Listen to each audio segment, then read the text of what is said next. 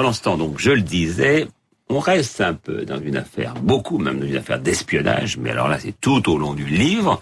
C'est un livre d'Antoine Rau, chez Albin Michel, qui s'appelle La Traversée du Paradis, qui se passe, lui, en 1920. Une période encore un peu compliquée. Lénine est en train d'installer donc le bolchevisme un peu partout dans le pays.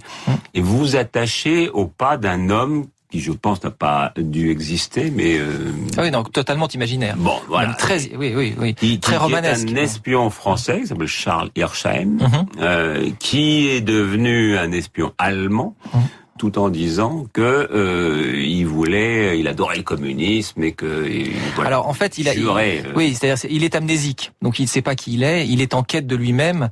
Je l'ai évoqué dans un roman précédent qui s'appelle La Danse des vivants, et donc cet homme a trouvé une mère d'adoption allemande, donc il s'appelle Gustav Lerner et il est devenu un autre, mais il n'est toujours pas lui-même. Et les services secrets vont l'utiliser et le faire passer pour un communiste pour essayer d'infiltrer le Comintern, de savoir ce que trament les Russes bolcheviques qui sont là depuis donc 3 ans. Ouais. Voilà. C'est vraiment le début où Lénine installe le totalitarisme, parce que c'est vraiment de ça dont il s'agit. La terreur rouge, et à partir de là, le système est en place, système que Staline va utiliser. C'est très violent. La Tchéka devient un État dans l'État, les services secrets. La Tchéka, c'est donc l'ancêtre du KGB, du FSB d'aujourd'hui. Voilà, c'est tout. C'est une histoire extrêmement tragique à ce moment-là. Et donc lui, il est envoyé, ce personnage, en Russie avec 2 autres, un Allemand et un Russe, et ils se font passer pour des communistes qui ne sont pas.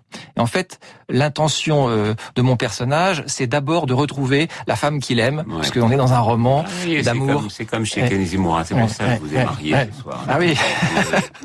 La jeune femme en question, c'est une danseuse de cabaret, qui s'appelle Tamara. Exactement, qui a aussi été prostituée à Berlin, qu'il a rencontrée à Berlin et dont il est tombé fou amoureux. Et en fait, elle est repartie parce qu'elle a eu un enfant qu'elle avait abandonné, un petit enfant d'un amour de jeunesse avec un jeune Russe, et donc elle vit à Pétrograd, donc Saint-Pétersbourg, et donc Charles part à sa recherche parce qu'il rêve de la retrouver. Voilà. Il faut rappeler, en effet, il y a eu Saint-Pétersbourg, après ça s'est appelé Pétrograd, après ça s'est appelé Leningrad, et maintenant à nouveau Saint-Pétersbourg. Exactement, voilà. Et alors Pétrograd, c'était parce qu'on voulait la débaptiser. Pétersbourg faisait trop allemand, et donc évidemment la Russie était du côté des alliés français et anglais contre l'Allemagne.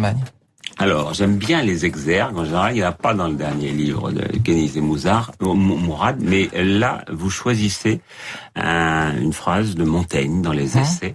Je ne peins pas l'être, ça va intéresser Guy Boyer, je ne peins pas l'être, je peins le passage. Oui. Et ça s'appelle La Traversée du Paradis. Parce que, en fait, ce livre, c'est une quête, beaucoup. C'est une quête de sens, c'est une quête d'identité, c'est une quête d'amour. Donc, le personnage principal, en fait, il est à la recherche de lui-même. Il va découvrir, d'ailleurs, qui il était véritablement avant de devenir amnésique. Et il va prendre conscience qu'il n'est plus celui qu'il était, mais celui qu'il est devenu depuis son amnésie, c'est-à-dire depuis 1918. Au fond, il est né 2 fois. Et cette fois-ci, en 1918, il s'est inventé l'homme qu'il voulait être, c'est-à-dire un homme assez bon, au fond, il est détaché des idéologies de son époque, il n'est pas nationaliste, il n'est pas communiste, il est simplement quelqu'un qui est en quête de fraternité réelle et d'amour dont il est privé, puisqu'il n'a plus de famille, il ne sait pas qui il a ou non aimé dans sa vie. Donc c'est pour ça que cette quête vers l'amour est essentielle dans ce roman. Alors on vous connaît pour vos romans, vous avez cité le dernier, mais on vous connaît aussi pour vos pièces. Il y a peu de gens qui écrivent des pièces aujourd'hui en France. Florian Zeller, vous, enfin très peu quand on regarde bien. Oui, c'est vrai. Qu'est-ce qui vous a attiré dans cette écriture-là?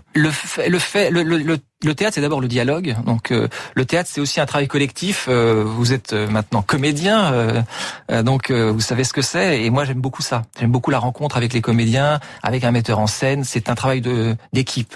Et c'est aussi, pour un écrivain, un exercice extraordinaire parce que, malgré tout, le théâtre, c'est les 3 unités. Il faut aller vers ça. C'est-à-dire que c'est la concentration de l'action dramatique, un événement dramatique doit provoquer un nouvel événement dramatique. On apprend à construire. C'est très utile pour écrire un roman après, parce que c'est une discipline. Au théâtre, on n'a pas le droit de s'ennuyer une seule seconde, sinon le spectateur vous lâche. Donc au fond, si on écrit un roman de cette façon-là, on peut espérer que le lecteur aille jusqu'au bout. Voilà, c'est tout le bien que je conseille et que j'espère pour vos 2 livres. Vous donc, La Traversée du Paradis, publié chez Albin Michel, Antoine Rau. Dans un instant, Elodie Fondacci.